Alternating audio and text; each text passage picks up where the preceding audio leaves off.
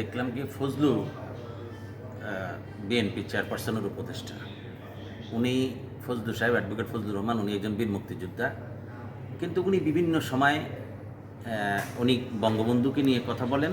উনি এখন যারা এই জুলাই গণঅভ্যুত্থানে যারা রক্ত দিয়েছে, যারা চোখ দিয়েছে, যারা হাত চলে গেছে, যাদের পাও চলে গেছে, যারা বুক পেতে দিছে স্বৈরাচার ফ্যাসিজমকে বিদায় করতে, উনি একটা কথা বলছেন, তাদেরকে রাজাকারের বাচ্চা বলছেন। এখন এই কথাটার পরিপ্রেক্ষিতে এই একই কথা কিন্তু শেখ হাসিনা বলছে। শেখ হাসিনা কি বলছে যে মেধা মেধা ছেলেপেলেরা চাকরি পাবে না তো কি রাজাকারের নাতিপুতিরা পাবে বা রাজাকারের বাচ্চারা পাবে, মুক্তিযোদ্ধা কোটা পাবে না। এই মুক্তিযোদ্ধার ধোয়া তুলে শেখ হাসিনা গত 15 বছর এই দেশের হাজার হাজার মানুষকে হত্যা করেছে, এই দেশের লক্ষ লক্ষ মানুষকে বন্দি করেছে। 52 লক্ষ নেতাকর্মী বিএনপির জেলখানা ছিল। যারা 52 লক্ষ যে সমস্ত নেতাকর্মী জেলখানায় ছিল, তাদেরকে কিন্তু তারা কিন্তু এখনও কোনো জায়গায় ছিনতাই বা ডাকাতি, কোনো জায়গায় আপনার হলো যে তারা ওই মানুষের জমি দখল, বাড়ি দখল এগুলো করতেছে না। এটা কারা করতেছে?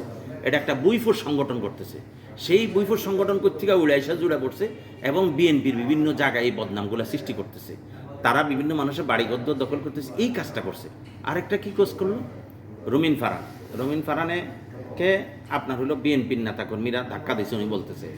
কিন্তু উনি যেভাবে মিডিয়াতে এসে বলছে, আরে বিএনপি না থাকলে তো আপনার পরিচয় থাকতো না, আপনাকে কেউ চিনত না। আপনার মতো নবীন ফারহানের, আপনার বাপ ওবায়দুল করিম সাহেবকে কে চিনছে? শহীদ প্রেসিডেন্ট জিয়া রহমানের কারণে এই বাংলাদেশে উনি দলের মহাসচিব ছিলেন। ওনাকে চিনত না যদি জিয়া রহমানের জন্ম না হইতো। আর জিয়া রহমানের জন্ম হয়েছে বিধে আপনাদেরকে মতো লোকের।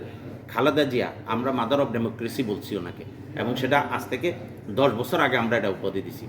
সেই খালেদা জিয়াকে আপনি সেই বিএনপিকে বলছেন আপনি 10 বছর 15 বছর আন্দোলন করছেন, সেই বিএনপির জন্য কি আপনি আন্দোলন করছেন? আপনি আওয়ামী লীগের একটা দোসর ছিলেন, এটা সকলে জানে এবং সবাই বলে। আপনি আওয়ামী লীগের সাথে আঘাত করে বিএনপির অনেক ক্ষতি করেছেন, এটা মানুষ জানে, এটা সাংবাদিকরা জানে। কিন্তু এই জিনিসগুলোর থেকে দূরে থাকার চেষ্টা করেন। এই জিনিসগুলো থেকে বিএনপির এগেনস্টে কথা বলবেন না। বিএনপি এমন একটা দল, এটা শহীদ প্রেসিডেন্ট জিয়া রহমানের আদর্শের দল। এই দলকে তৈরি করে থুয়ে গেছে শহীদ প্রেসিডেন্ট জিয়া রহমান, যিনি ক্ষমতায় থাকতে সবচেয়ে বেশি জনপ্রিয়তা অর্জন করছে। এমন কোনো রাষ্ট্রপ্রধান দেখাতে পারবেন না বাংলাদেশের ইতিহাসে যে ক্ষমতা থাকা অবস্থায় এত জনপ্রিয়তা অর্জন করে। অতএব এই শহীদ প্রেসিডেন্ট জিয়া রহমানকে বা এই বিএনপিকে নিয়ে আপনি কোনো নেগেটিভ কথা না বলে, আপনাকে যারা আপনার উপর হামলা করছে সঠিক ব্যক্তিকে আপনি দোষারোপের তলে পালান, কিন্তু পুরা বিএনপিকে আপনি দোষ দিতে পারেন না। পুরা বিএনপিকে দোষ দেওয়া মানে আপনি একটা ষড়যন্ত্রের সাথে লিপ্ত আছেন। আপনি আওয়ামী লীগের দোষর হিসেবে আপনার সামনে পরিচিতি লাভ করবেন।